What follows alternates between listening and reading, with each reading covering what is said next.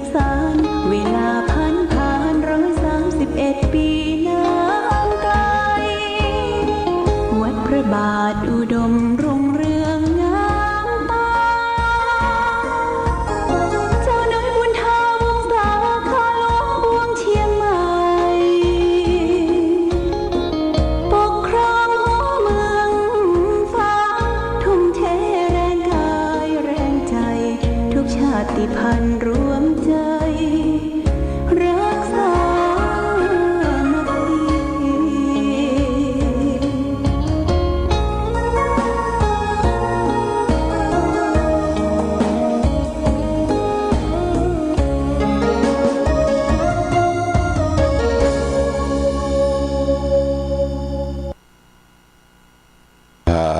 สาธุชนญาติโยมท่านพุทธบริษัททั้งหลายวันนี้รายการธรรมประทีปส่องต่างก็ได้มาพบปะกับพ่อแม่พี่น้องศรัทธาญาติโยมท่านสาธุชนแห่งครั้งนิ่งวันนี้อากาศบรรยากาศก็หนาวพอสมควรบ่ฮ้อนเกินไปแล้วก็บ่หนาวเกินไปก็คือธรรมอากาศน่ะ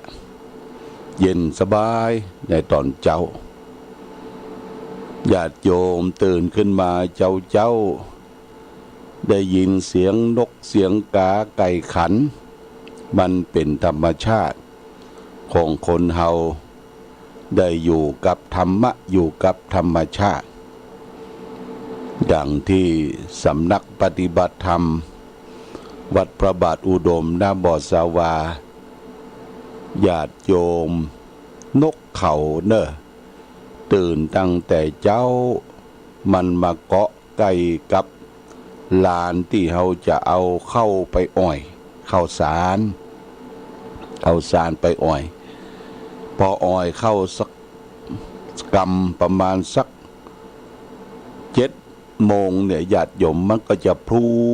บินลงมาลายดินลายทรายประมาณ50-60 ตัวมันบ่ไปไหนเนอะมันอยู่ใกล้ๆเนี่ยมันว่ามันปลอดภัยแล้วพร้อมกันนั้นก็มีนกเอี้ยงก็ซ้อนมานกเอี้ยงดำนกเอี้ยงนี่มักจะชอบกินข้าวสุกคือข้าวเย็นเก่าจากนกเอี้ยงก็เป็นนกจอกน้อยจากนกจอกน้อยก็มีจ่อน2-3 ตัวก็มากินร่วมกันแล้วก็มีนกกำปูดนี่มันก็เสาะกินของมันคนเดียวอูดเนี่ยตามใกล้ๆหิมนกกำปูดนี่มันจังไปเสาะลักกินไข่เปิ้นไข่นก เขาพ่องไข่นกเอี้ยงพ่องเป็นหัวขโมยที่ดีนกกำปูดเนี่ยก็มีสัก2-3 ตัวพร้อมกันนั้นก็มีนกกาเว้านกกาเว้าก็ห้องตั้งหม้อเจ้าหม้อแรงสิ่งทั้งหลายทั้งปวงสรรพสัตว์ทั้งหลายเนี่ยญาติโยมมันอยู่ร่วมโลกเราเป็นธรรมชาติเป็นการอยู่ทำให้ธรรมชาติเนี่ยมีความอบอุ่นแล้วก็มีความม่วนความเย็นอกเย็นใจนี่วัดวาอารามเป็นที่อยู่ที่อาศัยของสรรพสัตว์ทั้งหลายญาติโยมโดยเฉพาะอย่างยิ่งวัดที่มันเป็นป่าเป็นเขาลำเนาภัยอยู่ที่ลึกๆดึกๆเนี่ยมันจะมีสรรพสัตว์ทั้งเก่งทั้งกวางทั้งงูปิดงูเห่างูหลามงูเหลิมเนี่ยมีญาติโยมแต่มันเปิ้นบ่ได้ไปทำร้ายมันเพราะว่าสรรพสัตว์ทั้งหลายน่ะเป็นเปื้อนเกิดเปื้อนแก่เปื้อนเจ็บเปื้อนตายเดียวกันเพื่อจึงบัญญัติศีล5ไว้เพื่อเฮาอยู่ร่วมกันกับสัตว์ว่าปานาติปาตาเวรมณีสิกขาปะทังสมาติยามิ คือเฮาและท่านทั้งหลายคือเว้นจากการฆ่าสัตว์ตัดชีวิตเบียดเบียนซึ่งกันและกันบอกว่าสัตว์เล็กสัตว์น้อยสัตว์ที่มีชีวิตหน่ออินทรีย์รวมมาถึงสัตว์ประเสริฐคือคนเฮาเป็นสัตว์ใหญ่เพราะว่าคนเนี่ยฉลาดกว่าสัตว์ทั้งหลายรอบรู้ในทุกสิ่งทุกอย่างและไปนิพพานได้คือความสงบเย็นได้ก็มนุษย์คนเฮาเนี่ยแต่สัตว์เดรัจฉานทั้งหลายมันแค่ไปถึงสวรรค์ไปถึงสวรรค์ไปถึงที่สุขสงบเย็นได้เช่นเดียวกันแต่มาถึงนิพพานญาติโยมนะและก็อยู่ร่วมกันเพิ่นกับบัญญัติศีลข้อ2แห่งญาติโยมศีลข้อ2เนี่ยบ่ฮือลักเล็กขโมยน้อยยิบโชยของกันและกันอยู่กันอย่างไว้เนื้อเชื่อใจญาติโยมนะไว้เนื้อเชื่อใจนี่ก็คือของไผของมันมีกรรมสิทธิ์นะบ่ฮือโลภบ่ฮืออำบ่ฮือเบือดบ่ฮือบังจะฮือสังคมเฮาอยู่โดยความเป็นปกติสุขอันนี้ศีลข้อที่3บัญญัติไว้อทินาทานาเวรมณีสิกขาปะทังสมาติยามิพึงเว้นถือเอาสิ่งของที่เจ้าของบ่ได้ให้โดยอาการขโมยยิบโฉยของบุคคลอื่นสังคมบ้านสังคมเมืองสังคมทั่วไปเดือดร้อนถึงประเทศชาติบ้านเมืองก็เพราะว่าโลภอำเบียดบังคดโกงซึ่งกันและกันเนี่ยวิ่งราวช่อฉนเอาของอื่นมาเป็นของตนเนี่ยพระพุทธเจ้าก็ว่าสังคมสุขสังคมโลกจะอยู่ได้ความเป็นปกติสุขก็จะไปเบียดเบียนลักเล็กขโมยน้อยโลภอำของคนอื่นนี่ศีลข้อที่2ข้อที่3เปิ้นบัญญัติศีลไว้ข้อที่3นั่นก็คือกาเมสุมิจฉาจาราเวรมณีสิกขาปะทังสมาธิยามิพึงเว้นจากการที่ละเมิดของรักของชอบใจของคนอื่นเขาเป็นผู้อยู่เป็นครอบเป็นครัวบ่ฮื้อนอกอกนอกใจที่รักสามีเมียแปลงของตนเองเนี่ยอันนี้ก็เป็นบ่อเกิดแห่งความเดือดร้อนญาติโยมนี่เฮาได้ฟังข่าวได้ดูโทรทัศน์ได้อ่านหนังสือพิมพ์ฟังข่าววิทยุฆ่าฟันบั่นแทงกันบุกหูตีตากันละหวาดละแวงซึ่งกันและกันเนี่ยญาติโยมเนี่ยมนุษย์คนเฮานี่เกิดมามันยากมันลำบากกว่าจะเป็นคนเป็นมนุษย์เนี่ยญาติโยมเฮาก็เอาจิตใจไปเป็นสัตว์เถียนะจิตใจไปเป็นสัตว์เดรัจฉานทะเลาะวิวาทข่มเหงกันเด้งร้ายกันอย่างเฮาทราบข่าวว่ามีตำรวจตชด.ไปทำงานภาคใต้ที่จังหวัดนครปฐมปิกมาเนี่ยญาติโยมเอาปืนมายิงเมียของตนเองแฟนของตนเองซึ่งเป็นครูนะอายุยังหนุ่มยังน้อยหวาดระแวงหาว่ามีจู้มีคบชายอื่นเนี่ยหวาดระแวงเอาปืนมายิงแล้วก็มายิงตัวเก่าตายมันเสียทุกสิ่งทุกอย่างหมดสภาพของความเป็นมนุษย์เป็นคนที่เป็นบุคคลที่ฉลาดบันึกถึงพ่อแม่ของตนเองที่ได้ชุบได้เลี้ยงได้ส่งได้ห้ามได้เฮียนได้ศึกษาเรียกว่ากำกึดกีดก้อมญาติโยมเนี่ยคือขาดหลักธรรมขาดที่ปรึกษาหลักธรรมะตัดปัญหาแบบสั้นๆบักคิดยาวบักกึดยาวบักมีขันติความอดทนทำอะไรอย่างไปก็ทำด้วยตัดสินใจด้วยตนเองเนี่ยญาติโยมนะเฮาเป็นเจ้าพุทธนับถือพระพุทธศาสนา สิ่งใดที่จะเกิดขึ้นนั้นมันมีเหตุมีปัจจัยมีปมมีดันมีเงื่อนมีงำพระพุทธเจ้าสอนให้เราแก้ไขที่ต้นเหตุไม่ใช่แก้ไขที่ปลายเหตุนะต้นเหตุก็คือสมุทัยเป็นเหตุที่ทุกข์เกิดทุกข์คือตัวปัญหานิญาติโยมคือแก้ไขที่ต้นเหตุว่ามันเกิดมาจากอะไรหยังถ้าอู้จาบ่เข้ากันก็ตกลงปรงใจอย่าไปทะเลาะบอกแว้งอย่าไปมีอาหารการมะมังการทิฏฐิเข้าตนเองว่าเอาตนเองว่าอายังก็เอาตนเองว่านี่ญาติโยมนี่สำคัญ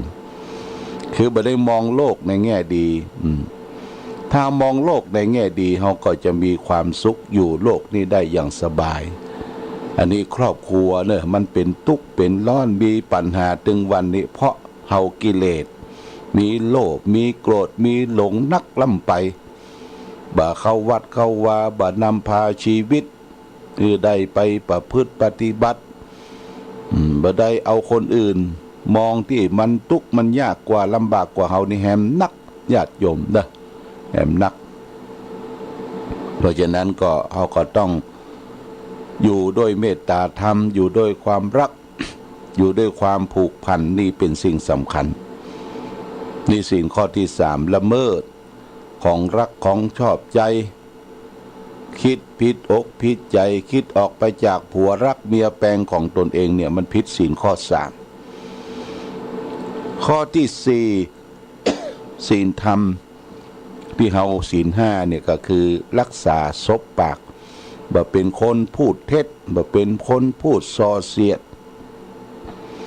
บ่เป็นคนพูดคำหยาบบ่เป็นคนที่พูดเพ้อเจ้อเลวไหลไร้สาระพระพุทธเจ้าบัญญัติศีลข้อที่4เนี่ยเพื่อให้สร้างความมั่นคงสัจจะมีความสัตย์ซื่อต่อกันคนเฮาถ้าบ่สัตย์ซื่อต่อกันมีจิตใจบิดผิวรับการบังใบตั้งหน้าก็ว่าอย่างตั้งหลังก็ว่าอย่างนี่บ่ได้ความญาติโยมนะอันนี้ก็คือจะต้องรักษาศพปากของตนเองอย่าไปพูดที่มันเป็นความจริงหาสาระประโยชน์บ่ได้พระองค์จึงบัญญัติศีลข้อที่4ไว้ว่ามุสาวาทาเวรมณีสิกขาปะทังสมาธิยามิพึงเว้นจากการพูดเท็จพูดที่บ่เป็นความจริงญาติโยมถ้าเราได้ไปปะไปสลนกับคนอู้ที่บ่เป็นความจริงให้อยู่ห่างๆเพราะคนนั้นบ่ดีละส่อเสียดบ่ดีส่อเสียดคนอื่นเป็นคนที่บ่ดีโบราณเปิ้นก็บอกว่าเว้นหมาฮื้อปอศอกเว้นวอกคือปอวาเว้นคนพาลานี่คือไก่อย่าไปคลุกคลีญาติโยมอย่าไปอู้สนทนาเอาสนุกสนานบางคนมันอู้ไปสนุกสนานบ่นึกถึงสภาพที่เกิดความเสียหายแก่บุคคลอื่นแก่ครอบครัวแก่สังคมแก่วัดวาอารามอู้ไปด้วยความสนุกสนานเนี่ยเป็นการพูดเท็จบางทีปั้นน้ำเป็นตัวสิ่งที่มีบ่ฮู้บ่มีก็บ่ฮู้ในญาติโยมนอปอกรรมไปโดยเปิ้นนี่ก็เฮาเป็นคนฉลาดเป็นคนฮู้เอาหลักธรรมไปประพฤติปฏิบัติเนี่ยพระพุทธเจ้าคือเว้นจากการพูดเท็จมุสาวาทาเวรมณีสิกขาปะทังสมาธิยามินี่เป็นข้อที่4เพื่อให้สงบสุขสังคมในโลกอยู่ได้ปัจจุบันศีลข้อที่5สุราเมรยะมัชฌะปมาทัฏฐาเวรมณีสิกขาปะทังสมาธิยามิศีลข้อที่5เนี่ยพึงเว้นจากการเสพสุรายาเมาอันเป็นเครื่องดองของเมาอันเป็นที่ตั้งแห่งความประมาทยุกยาบงยาบ้ายาอียาเครวมอยู่นี่หมดญาติโยมรวมอยู่ที่ข้อ5 พึงเว้นจากการเสพของมึนเมาฮือโทษทือตาญาติโยมได้ฟังข่าวแล้วโอ้สลดจิตใจในปัจจุบันไปทางไหนเนี่ยก็มีด่านเกิดเอาไปทางจังใหม่นี่ก็2 ด่านที่ชัยประการนี่ก็ด่านบ้านอายแล้วก็ไปถึงเจียงดาวก็ด่านแก่งปันเต้าญาติโยมเตี้ยรถจะฝั่งไปเนี่ยทำเวลาโอ้รถเปิ่นเกิดเรื่องอย่างก็ถามว่าเกิดหายาเสพติดว่าก็แสดงว่าคนกล้าคนขายทำลายชาติเยาวชนของเฮานี่ยังมีอยู่ญาติโยมนะแต่ว่าอาตมาก็ได้เคยไปหลายประเทศญาติโยมไปประเทศที่มันเจริญอย่างประเทศอเมริกาประเทศญี่ปุ่นประเทศที่เพิ่นเจริญนะญาติโยมอย่างประเทศจีนเนี่ยเพิ่นปัจจุบันเนี่ยด่านตรวจคนด่านต่างๆที่รถสัญจรไปมาเนี่ยเพิ่นบ่มีละเพิ่นใจกฎหมายอย่างเคร่งครัดญาติโยมนะกฎหมายถ้าไผกล้าไผขายไผเสพเปิ้นจับเปิ้นยับนี่กฎหมายเข่งครัดยึดทรัพย์ยึดหยังหมดนะบางทีก็ประหารชีวิตเพราะทำลายชาติบ้านเมืองเนี่ยญาติโยมทำลายชาติบ้านเมือง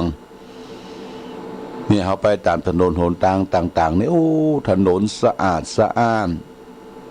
อย่างประเทศจีนนี่ก็เคยไปหลายครั้งก่อนมาเปิ้นบ่พัฒนาประเดี๋ยวนี้เปิ้นพัฒนาหมดถนนหนทางดีแต่ว่าจะเข้าเมืองเปิ้นญาติโยมบ่มีด่านเปิ้นใจระบบการถ่ายภาพรถจะเข้าจะออกเนี่ยเปิ้นถ่ายภาพพับเป๊บเช็คเอ็กซเรย์ไปในตัวบ่ใจคนนะก็ทำให้ประเทศชาติบ้านเมืองของเปิ้นเนี่ยไปไหนคล่องแคล่วว่องไวบ่ต้องมีกลวยบ่ต้องมีด่านบ่ต้องมีคนเปลืองที่มาอยู่ตามถนนหนทางเอาสังเกตว่าตำรวจทหารเนี่ยอยู่เกิดถนนหนทางก็แสดงว่าประเทศเฮาเนี่ยยังบ่เจริญเตื้อญาติโยมนะประเทศญี่ปุ่นเนี่ยโอ้ประเทศเปิ้นสะอาดสะอ้านเสาะหาตำรวจทหารนี่บ่มีแต่เปิ้นใช้ระบบคอมพิวเตอร์ดูถนนหนทางและระบบแจ้งภัยถ้าแจ้งภัยโทรศัพท์ไป191กา199กาอย่า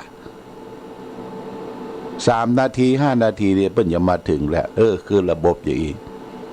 ประเทศอเมริกาก็เหมือนกันเปิ้นเจริญนะญาติโยมนะถ้ามีเหตุเพศภัยอันใดเกิดขึ้นเนี่ยเปิ้นเตรียมสแตนบายไว้ตลอดเวลาแต่นำหนทางเนี่ยก็มีสลามบกหรือว่าตำรวจทางบกตำรวจที่ดูแลถนนหนทางตามไฮเวย์ตามต่างๆขี่รถฝั่งฟ้าวนี่บ่ได้เปิ้นจำกัดขีดในโซนของโรงเรียนเนี่ยโซนของโรงเรียนโซนของชุมชนแออัดเนี่ยเพิ่นจะขี่รถแบบคืออยู่ในลิมิตอยู่ในความเรียกว่า40-50 กาถ้าออกไฮเวย์ออกถนนหลวงนี่ขี่ช้าก็บ่ได้ละญาติโยมเปิ้นบังคับมือขี่ตามลิมิตเปิ้น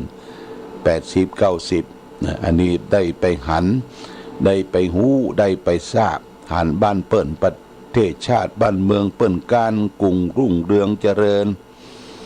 บ่มีด่านที่จะตรวจค้นเรื่องของยาเสพติดเรื่องของมึนเมาถึงเล่ากันมันญาติโยมนะเหล้าสุราเนี่ยเปิ้นบ่ไปเสียเวลากับสิ่งเหล่านั้นคือบ่ไปนั่งกันห้อมล้อมตั้งแต่เจ้าถึงค่ำถึงเย็นบ้านเฮานี่ยังก็ฉลองนะมีงานศพงานซากคนที่จะกางเต็นท์กางยังทำความสะอาดกางเต็นท์กันยังเอาละเริ่มละ และช่วงงานศพเนี่ยกินกันตลอดเวลาในโรงครัวในห้องอาหารที่จัดทำเลี้ยงแขกก็มีแต่เหล้าแต่สุราบางศพบางงานนี่โอ้เสี่ยงเงินเป็นหมื่นญาติโยมหลายหมื่นขวดกองทะลึบขวดเหล้าขวดเบียร์ขวดสปะก็เฮาเสียไปโดยบ่ใจเหตุอันนี้อยากจะให้เราและท่านทั้งหลายได้คิดพิจารณาถึงศีลห้าข้อที่ห้าเนี่ย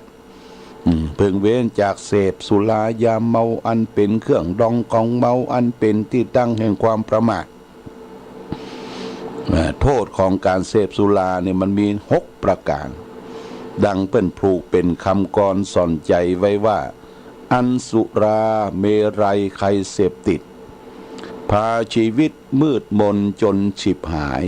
1ทรัพย์สินของตนนั้นพลันวอดวาย2อาจตายด้วยทะเลาะเพราะความเมา3เจ็บป่วยด้วยโรคาพยาธิ4คนตำหนินินทาพาอับเฉา5หน้าด้านหนักหนาเวลาเมา6ปัญญาเขาหดหมดสิ้นเนี่ยมีโทษถึง6 ประการญาติโยมโรคภัยไข้เจ็บโรคที่เกิดขึ้นจากพิษสุรานี่1โรคทอมซินอักเสบกินข้าวมันไปเผาโลญาติโยมมันมีเมทิลแอลกอฮอล์เนี่ยแอลกอฮอล์เนี่ยยิ่งเหล้าเถื่อนเหล้าที่พิษเองทำเองต้มเองเนี่ยดีกรีมันก็หนักแล้วก็บางที่บางแห่งบอกว่าจะฮื้อดีกรีของเหล้ามันฉุนมันขึ้นดีกรีแห้งเนี่ยเอายาพิษเขาใส่ว่าญาติโยมยาพิษก็ใส่ที่เขาเล่ากันว่าบางทีเอาหญ้าคาเนี่ยไปจุ่มกัมม็อกโซนเนี่ยยาฆ่าหญ้านี่นะจุ่มแล้วเอาไปจุ่มที่เหล้าดองเหล้าขาวโอ้มันเละเวยมันคืนตัวคนเฮาก็บ่ฮู้ที่บ่ฮู้นี่เพราะมันมีอวิชชาสนุกสนานกินไปเพลิดเพลินโอ้กลัวมันร่างกายเฮานี่อดรนทนได้มีความต้านทานอยู่เป็นอย่างเตื้อตอนที่ร่างกายเฮาอดรนทนบ่ได้นะครับเป็นตับเป็นปอดเป็นทอมซินเป็นโรคกระเพาะโอ้ทุกทนทรมานญาติโยมทุกทนทรมานบางคนกินเหล้าติดเหล้าเป็นลิซึมหมายความว่าถ้าบ่ได้กินเนี่ยมันส้มปากมันมีอย่างขาดขึ้นมาจะต้องจึ้มอยู่ตลอดเวลาเรียกว่ามตลวเมาตลอดวันซ้อมตัวเองตัวเก่าบางทีซ้อมตัวเก่ายุบเป็นตี้บางทีสุมาเตะมาเลียปากก็ยังหมูเตื้อยุบเป็นตี้สภาพของความเป็นมนุษย์เป็นคนหมดไปญาติโยมนะเปตีหน้าสังเพศเวทนาต่อคนที่ติดสุรายาเมาแต่นั่นแหละญาติโยมคนเฮาท่านหลงอย่างหลงกับสิ่งเหล่านั้นไผห้ามตึงบ่ฟังบางทีก็อวดตนอวดตัวอยากจะโชว์ตัวเองว่าเป็นผู้ที่มีความสามารถที่จะดื่มจะกินอวดโชว์คนอื่นเนี่ยอย่างคนที่ไปกระทำชำเราไปเต็กไปเมกเปิ้นเยาวชนเนี่ยสุดท้ายสรุปแล้วก็เรื่องเหล้าเรื่องยาเนี่ยหาว่าเมาบ่ฮู้กลัวจะฮู้ตัวก็อยู่ในคอกปะกลัวจะฮู้คิงน้ำปิงเป่าแห้งญาติโยมนะอันนี้ก็เรื่องของศีลห้านี่เฮารับจากตูเจ้าไปก็พึงประพฤติปฏิบัติ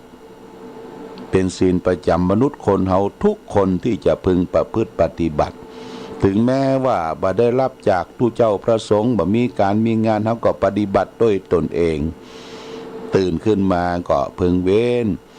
จากการฆ่าสัตว์ตัดชีวิตเบียดเบียนสัตว์เล็กสัตว์น้อยมีเมตตาธรรมข้อ2ก็พึงเว้นจากการคิดโลภอำของคนอื่นข้อ3คิดเว้นจากการนอกอกนอกใจที่รักสามีเมียแปลงของตนเองข้อ4พึงเว้นจากการพูดเท็จพูดที่บ่เป็นสัปปะวาจาข พูดกำจริงออกมานี่คนเฮาความจริงเป็นสิ่งที่ไม่ตาย ถ้าอูปดหมดเทละเสียเครดิตคนบ่ใครเชื่อถือละข้อที่ห้าก็พึงเว้นจากเสพสิ่งเสพติดหือโทษ สุรายาเมายายาบ้ากัญชาทุกสิ่งทุกอย่างที่มันเป็นพิษเป็นภัยต่อร่างกาย สร้างความเดือดร้อนกว่าตนเองและคนอื่นเนี่ยพึงเว้นนะถ้าเรามีศีลห้าบริสุทธิ์พุทธผ่องเนี่ยเราก็จะมีความสุขความเจริญในชีวิตความเป็นอยู่ของเราและครอบครัวเอาละญาติโยมท่านสาธุชนทั้งหลายนี่ฝากเป็นหลักคิด ธงชาติและเพลงชาติไทยเป็นสัญลักษณ์ของความเป็นไทย